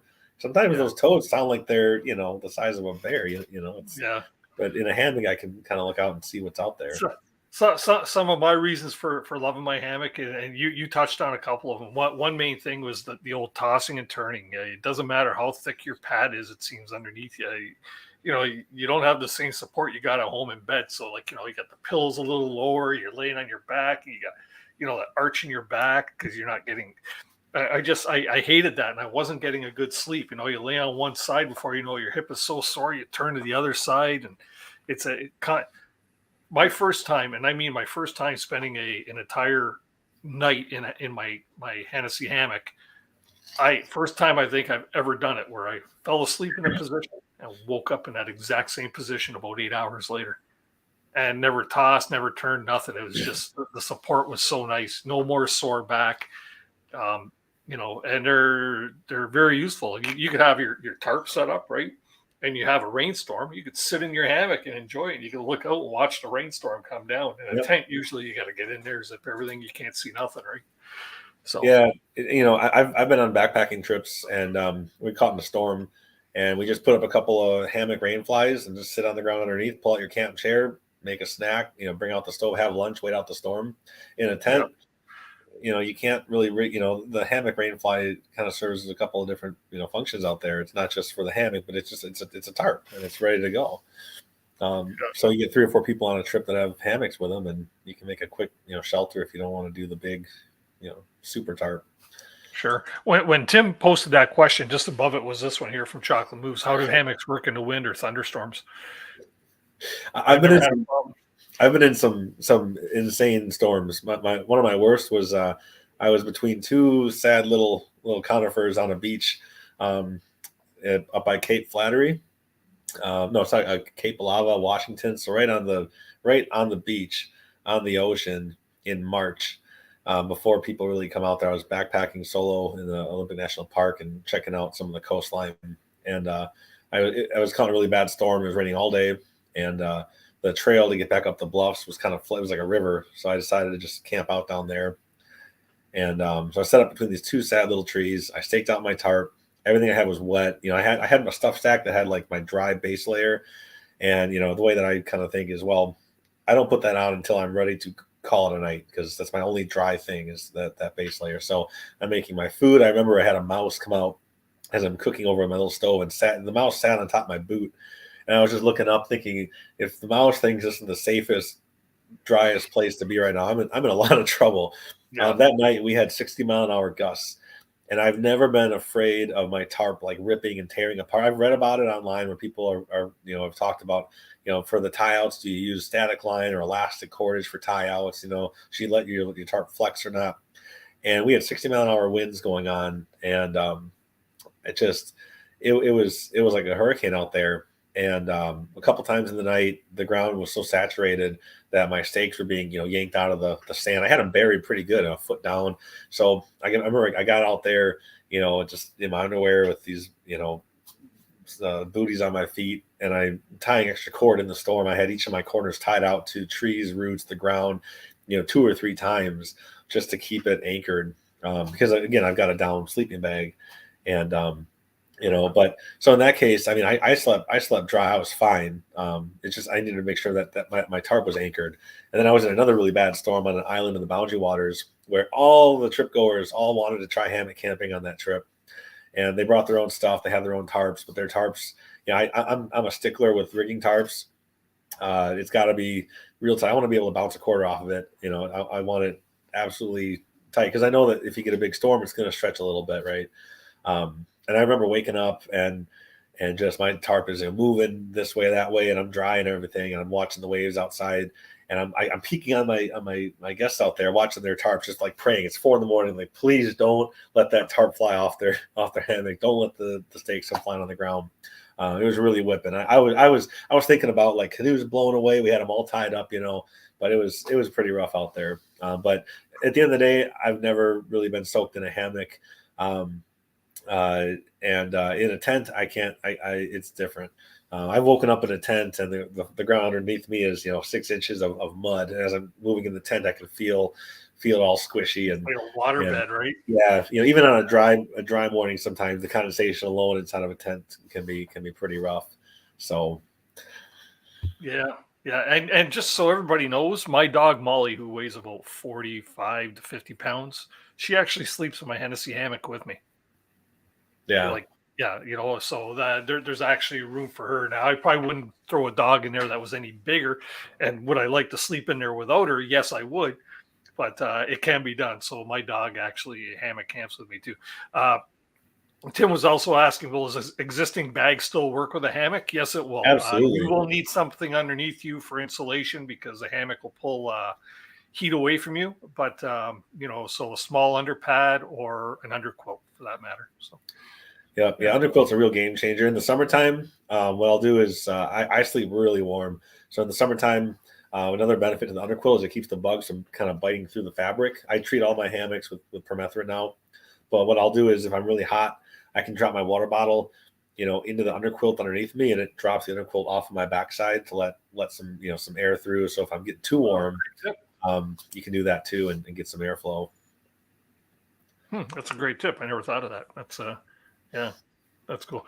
I just now everybody's coming out of the woodwork, Carl? I went to camp with my cats in the hammock, and somebody else with their dog. Yeah, that's cool. You know what? If anybody's interested in hammock shows, so I've got about 3 or 4 episodes over the past couple of seasons on hammock camping, and if you're looking for tips, including shows with our good friend Shug. Shug's been on the show a couple of times, and that guy is. That guy's a wealth of information when it comes to hammock camping for sure. When you're doing your expeditions, do you give people a choice if they're interested in trying a hammock or a tent? Oh yeah, generally tent. Yeah, I just ordered I think 7 more Superior Gear hammocks for the upcoming season, and so I've got a canoe trip coming up next month, and I tell people, hey, if you want to try hammock camping, I mean, why not do it now? If you're not sure, I'd rather they try the hammock than haul in a 4-person tent for themselves, and have to deal with all that. And yeah, it's a great place to learn. A lot of people with the hammocks, there's not a lot of opportunities for people to try them before they buy them. And so, if they want to try one of ours, I've got a few different kinds, but I've been on the Superior hammock kick for a while. So they're just really easy. There's no, they have a built-in underquilt. That's the big thing. There's no putzing around with adjusting. It's just ready to go. Oh, that's one of those ones. Okay, yeah. So they're so simple. When I'm renting out tents in the past, unless you've set it up before, like you don't know how the poles go or how there's all. It's just So I'm happy to invite people to try them out if they want to. Okay, so now that we've told everybody to try hammock camping, right? You know what? Try hammock camping, or you know what? Even better still, before you do purchase one, if you know somebody that is a hammock camper, and they're willing to, if they have a couple of pieces of gear that they're willing to lend out, which I have a couple of different hammocks, and I've lent them out, and everybody that borrows them ends up buying themselves a new hammock. So yeah, it's a lot different. And just so everybody knows too, the hammock, it's not like the typical cheap $5 hammock that you buy at Costco or something that you lay like a big banana. These things you lay at that 35 to 40 degree angle in there, and it flattens you right out. And but you still have that. It's heaven. It's heaven. We'll just leave it at that, right? Yeah. Let's get back into now outdoors a bit more. I didn't want to turn this into a hammock show, even though it interests me a lot. But you must have over these bunch of years, and with as many expeditions as you're planning in a season, you must have some really good stories to tell, adventures of whatever. Share with us a couple of high-end success stories, and maybe something that you wish never happened. Oh man, I gotta pick some stories here. There's so many. I gotta say, on our trips around the fire at night, they never end. One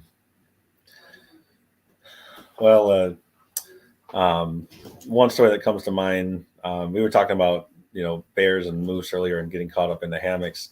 I was in the Boundary Waters several years ago, maybe 10 years ago, and in the middle of the night, I heard all this noise. It sounded like somebody was spraying on water hose, and I heard some grunting and some bushes, and I thought that one of the guys out there, I thought he got up to pee and fell in the bushes or something, or tripped. There was a whole bunch of noise I couldn't quite see out of the hammock. In the morning, we saw moose prints everywhere. And this thing had peed all over the tree that we were tied to. And I was thinking about, what on earth would I have done if this thing walked into the hammock? With these lines everywhere and tarps everywhere, what on earth would happen with that? Let's see. I've had people on trips, beginners that have really taken off. So I Carla with a K here. She's in the chat. I met her years ago, and she was just getting into camping and this whole thing, and she discovered hammocks. I think I helped her with that, and she sort of has grown a lot and pushes herself. She's out camping once a month all year round. She's been doing it for I think 7 years now. I think that's amazing. I had a gal go to Everest Base Camp. She had MS, and her legs had given out at any time. And you know, she made it. She was up there. We had another gal on the same trip who was bartending and doing hair, and working 3 jobs, and she wanted to go to Hollywood makeup school in LA. Her dream was to make Hollywood movie monsters, and she came on this trip. Had never been outside the country before. I don't think she ever been on a plane before. And her boyfriend took her out there on this trip, and she came home and just it was a transformative experience for her. She got a lot of confidence, busted her butt, ended up getting a $10,000 scholarship to go to LA and kind of chase after this lifelong passion of hers. We've got people on backpacking trips where, at the end of the trip, they want to do photography for me. Hey, Nick, can I do photos for you? How can I get into this as a business or as a guide? It's, it's really cool to see that. Mm-hmm. So, I've had some interesting experiences as well where, I'm going to pop another Skittle because my water's my my woods. Met you guys at Canoecopia. Love those Skittles. Let's see here. I'm trying to think of there's so many. I mean, I got animal stories. I mean, any real scares? Have you ever had a real scare? Like well, not only with an animal, but maybe something that happened on a trip that whoa. Well, yeah, we did have that evac with the guy with the heart issue at the frozen butt hang. We've had, oh boy, I'm waiting for my phone to start buzzing. Tell them about this one, Nick. Well, you know what? If there's no bad events, that's a good thing. You want to keep that track record going, right? Yeah, we brought home everybody alive. We never lost anybody on this trip. Yeah, I did leave a couple people in Nepal. I flew up there with them. They decided to stick around. They spent 3 months there with our guides over there. That was pretty amazing. The Amazon jungle, jungle stuff happens out there. We're out there hunting for, looking for monkeys. We got our Matisse, have their blowguns ready, and we're hiking in the jungle, and we couldn't find any monkeys, but the jungle floor was really wet, and there were these big mud holes everywhere. And it turns out that electric eels love to hang out in these mud holes. So we went out for monkeys and ended up coming back with 40-pound, 6-foot electric eels. So out there, you just sharpen a stick with your machete and lance them, and so something different for dinner. I had a guy call me up once. He was trying out hammock for the first time, and I think I was on a trip where I think I was just coming back from it. No, I was on my way up north, and he was out. I forget where he was camping at. He's out with his hammock, and he's like, Nick, I don't know what to do. A coyote's got my backpack. And I'm on the phone trying to talk him through this. He's in a hammock, and a coyote's got his backpack, and 2 more have his shoes, and they're playing with him. I think this was late October, so he's out there. He ended up watching this for about 2.5 hours. We haven't really had anything like that on our trips. We've had deer come through. Last summer, we had a coyote chase a deer right through our camp, to eat it. Ran through. That deer was yelling and screaming, and the coyote was making all sorts of noise. And it was middle of the afternoon too, probably 3 o'clock in the afternoon. We had a guy in the Boundary Waters that paid a whole bunch of money for this lure, something like $12 lure, and fish took the line. So the next morning, we're packing up to go, having breakfast. We're down by the water, just loading up the boats, and we hear a big splash, and we see this lure fly out of the water and land on top of some lily pads about 20 feet out. The fish spat it out right before we left camp. No kidding. That was pretty cool. Yep, he got his lure back. He only brought like 4 or 5 lures. So, yeah. What are the chances of that, right? I had happen a bunch of years ago on a trip. We were out there, and I hooked onto this really nice pike, and I had on it was just a white twister tail, and fought this thing for a while, and right beside the boat, it just let go. But I still had my leader on. It was a cheap Amazon leader that I bought, right? And it straightened it right out, and the fish was gone, right? So later on, we continue fishing. We go back to camp, and I'll be darned, right at our camp. And this is probably half a mile away at least from the camp. My nephew gets out there and he starts fishing. He hooks onto this pike, he reels it in, he catches it, lands it, and guess what's in his mouth? My jig. He caught the fish, and that great of a distance away is unbelievable, right? So I always tell him that was my fish. That was my fish, right? I had someone on a trip once. This is before I made meals for everybody. They showed up for a weekend 20-mile backpacking trip with an apple, just an apple. They had their plan was to live off the land, and I used to get people that would try to kickstart their new diet on one of my backpacking trips. Terrible idea. It's not a good time to start a new diet. But we've had people come out with just minimal snacks, and yeah, so that can be interesting. There was a lady that offered to bring a bunch of snacks for a week-long paddle trip, and so we get out there and she's got these gallon Ziploc bags full of almonds and shredded wheat, but they weren't chocolate almonds, and it wasn't like sugar coated shredded wheat. It was just plain shredded wheat and plain almonds, which there's no flavor there, right? That's a pretty blah diet. Yeah. Yeah, like if the food, if your snacks aren't really good, people aren't going to eat them. As healthy as it is, that's why you've got chocolate and raisins in your trail mix, right? It's got to be something that you're going to eat. So, but I had a situation a couple summers ago. It was a lengthy trip, and the first day breakfast, I was going to do eggs and sausage and veggies in a skillet. I had no butter, no oil. So what do? And it was freeze dried. So freeze dried eggs, but no butter or oil.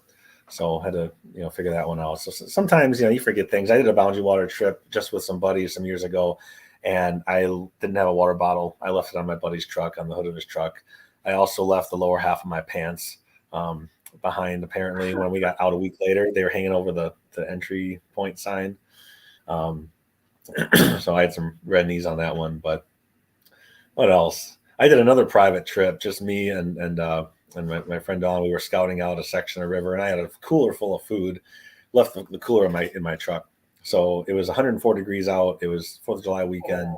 It was it was awful hot. We ended up paddling 35 miles of that trip in the middle of the night. We paddled from like 7 p.m. till 3:30, 4 in the morning, just to get out of the sun. But all we had was whatever snacks we had. I left the cooler with the brats and sausage and all the drinks and stuff in the truck. So I get that stuff out of the way on my own trips. You see, that way when I'm out with other trip goers. Do you get out on many trips, like personal trips? No. I try to get a few in every year. It's been so busy the last few years that we haven't had a whole lot of time. But now you brought up something good there about forgetting stuff. I'm just curious to know, everybody in the chat, you know what? Throw in there the oddest thing or something that you have forgotten on a trip. One, maybe two items that really, well, I won't say ruined your trip, but something that you forgot that was kind of a necessity. I know I certainly have a couple things. One was coffee. I forgot the coffee, I guess. And another time, and they're both food related. Another time I forgot the bacon. And we always do like a really nice bacon wrap pickerel when we're up canoeing, right? And it's really cool to have that you wrap the fish in there, and then I put it in like my fish crisp stuff that I make up myself and fry that up, and it's delightful, right? Forgot that, and I was so disappointed because I went digging for it, and I go, where the hell's the bacon, man? So yeah, I've had people show up without their shelters. So if somebody goes to rent a tent from a store or some local place, they get out there and it's just the tarp where the tent wasn't in there, or it was missing poles. So you always gotta, if you're borrowing gear, if you're gonna borrow your neighbor's, brother's, nephew's tent before you come on my trip, please set it up ahead of time. It happens a lot. I'd say when that, out of all the people who borrow gear from somebody else, if they don't check it, most of the time there's a problem with it. If they do check it, it's usually fine. But it happens a lot. People, they borrow a tent or something that hasn't been used in 10 years and it's missing parts. That's no good. we get to get creative. Any of you paddlers ever forgot your paddles at home? I've heard of that happening a number of times. Yeah. Oh, I left a roll of TP in the truck. On a 3-day river trip. Well, just don't wipe with leaves of 3. That's all right. That's cool. We do have one person in the basement here, and we'll bring him up for a few minutes, and then we'll probably close the show up here. But he's been on the last couple of weeks here, and I'm sure you met him also at Canoecopia because he was there as well. Donald, how you doing? Hey, I'm doing good, Dennis. How are you doing? Doing well. Doing well. Great. Real good show there. Nice to meet you over the show, Nick. So I do have a question for you. So you mentioned you do winter camping trips and snowshoe trips in the UP. Where in the UP do you usually go? It depends. Years ago, we used to do up in the Porkies. We used to bring college students up there. And now we've been playing around near the border between the Wisconsin and the UP, looking at Sylvania now too. So I'm working with some of the guys that are already guiding and working up there to kind of expand what we're doing in the winter. So actually I was trying to scout out a winter trip that would let us snowshoe from Lake Superior to Lake Michigan, across the whole UP, but I haven't been able to find a decent straight route that wasn't, looking mostly at riverways, but couldn't find something yet that was frozen enough throughout the winter. So yeah, most of our stuff is Wisconsin, but yeah, that's I do know a route that would connect you from Lake Superior to Lake Michigan, and up near Pictured Rocks to the east, but not away from shore a little bit, towards Grand Marais, Michigan. You could get into some real decent winter camping, real heavy snows. It's got a lot of snow and some decent woods. So I know the areas you're talking about. So yeah, that could a route from Superior to Michigan. There's a few options you could find for that. Yeah, when I've tried to research up there, I keep finding, especially looking at rivers, I do find sometimes those rivers are still flowing pretty good. So yeah, one of these years I'd love to do it. Yeah, that'd be pretty good. You probably looked up the Autrain River. Mm. Yeah, that flows through. Yeah, that one will freeze over, but then when you start heading south, I think it's the Whitefish, and that one flows pretty good in the winter. But there is actually a trail just to the east of there, I think, that does connect Pictured Rocks to Lake Michigan. So that might be something to look for. All right. Yeah, awesome. That sounds very good. And areas you go in Wisconsin are nice too. And then other question, the Boundary Waters. What areas usually hit in the Boundary Waters? Yeah, got some favorites out of Ely and Grand Marais. This summer, our June trip is out of Ely. We're doing the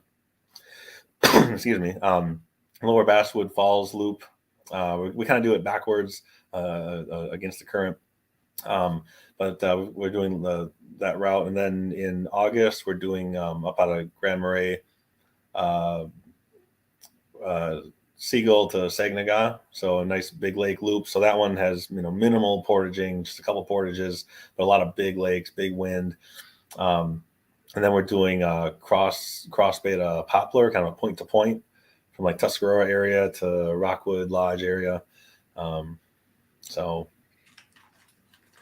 that one's kind of nice. There's a lot of wildlife I see on that route. A lot of long, skinny lakes, well protected. Yeah, and that's pretty good. I've done those routes a few times. So have you been on those routes, like Seagull to Big Sag, and then? Yeah. Okay, yeah. Then you know it. So yeah, I've done those quite a few times. So last time I did the Saginaw to Seagull, and we had some pretty good winds coming from the west, so we ended up cutting south into Knife Lake, I think. So now we're gonna, I've done it a couple times now, but we're gonna do the Seagull to Saginaw, so kind of do it the opposite direction and see if maybe those winds can push us home on Saginaw.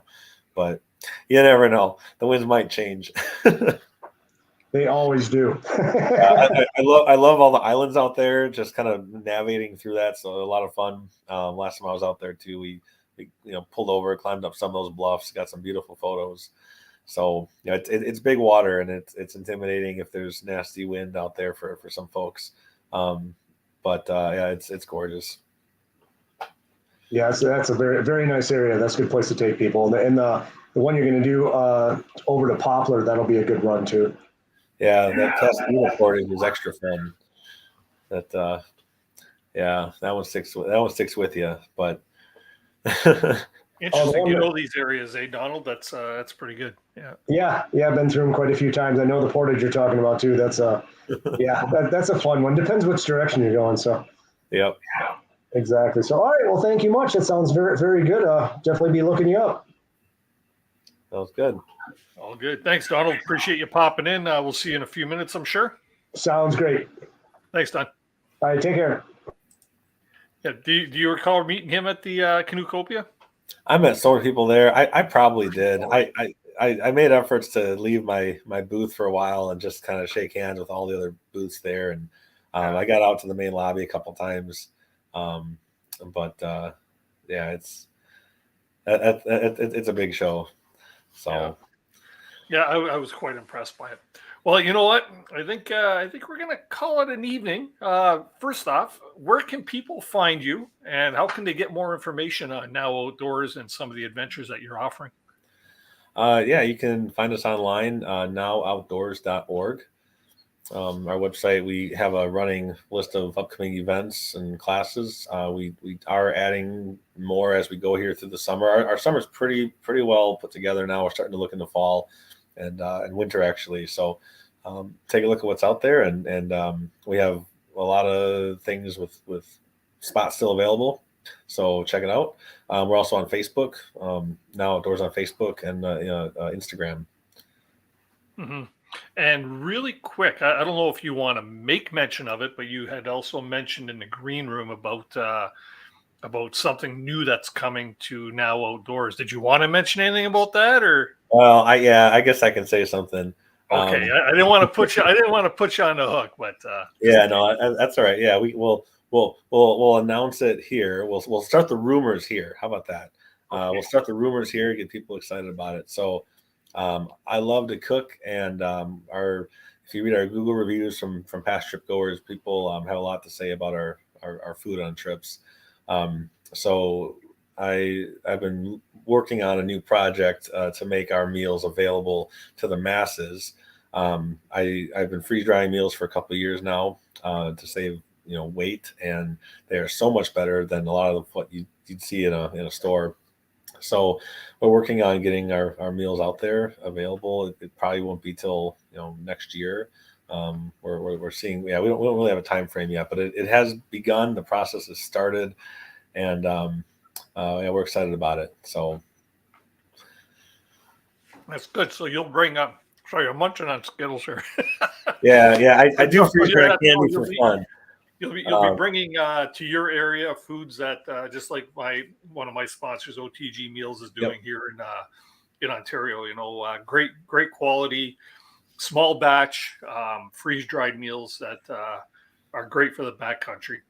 And you guys can get so creative with these things, and that's going to be fun. That's going to be really fun. Yeah. People know like our meals are on trips are pretty high calorie, 1,200, 1,400 calories sometimes, and we're trying to get these freeze dried meals to be high calorie and of course delicious. So yeah.